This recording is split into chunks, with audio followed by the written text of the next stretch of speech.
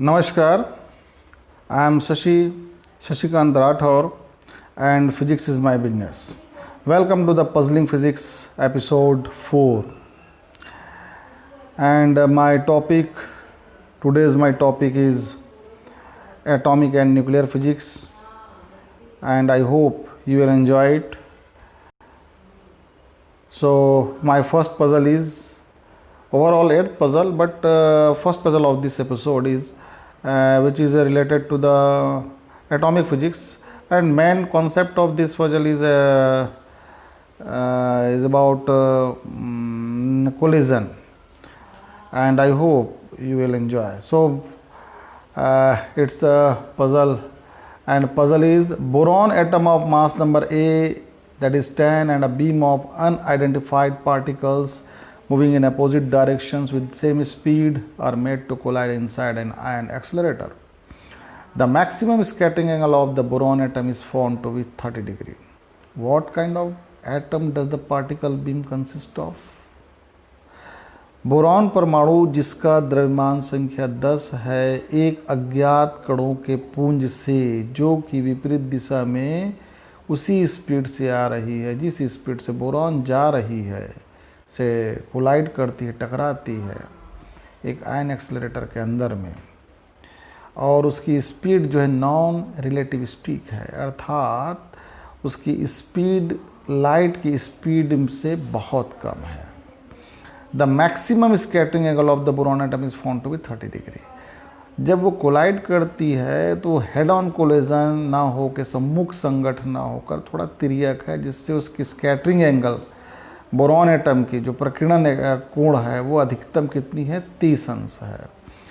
तो वो अज्ञात कणों का पुंज किसका बना हुआ है, किस परमाणुओं का बना हुआ है, ये आपको बताना है. लीजिए मज़ा इस पज़ल का, क्योंकि जैसे जैसे आप इस पज़ल को सॉल्व करेंगे वैसे वैसे आपका वो कॉन्सेप्ट क्लियर होगा कि कैसे हम एक्सेलरेटर से पता कर लेते हैं जो किसी से टकराता है, और तो वो किन कणों से टकराया होगा. किसी एक पार्टिकल के बारे में पता तो जो दूसरा टकराने वाला उस पार्टिकल का हम अंदाज़ा लगा लेते हैं, और सही सही अंदाज़ा लगाते, पहचान जाते हैं वो किन से टकराया होगा.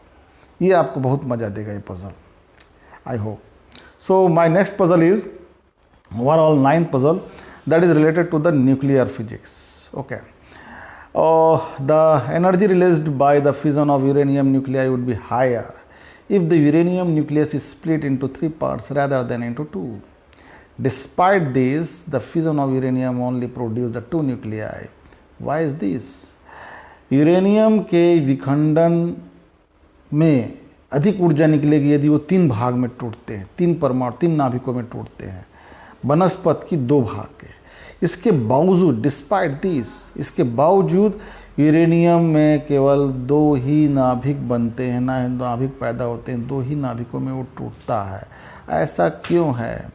तो इस पज़ल से भी आपको मज़ा आएगा, मैं ऐसा होप करता हूँ, क्योंकि जैसे जैसे आप इस पज़ल को सॉल्व करेंगे वैसे ही आपका प्रकृति के बारे में वो कॉन्सेप्ट क्लियर होगा, प्रकृति ऐसा क्यों करती है.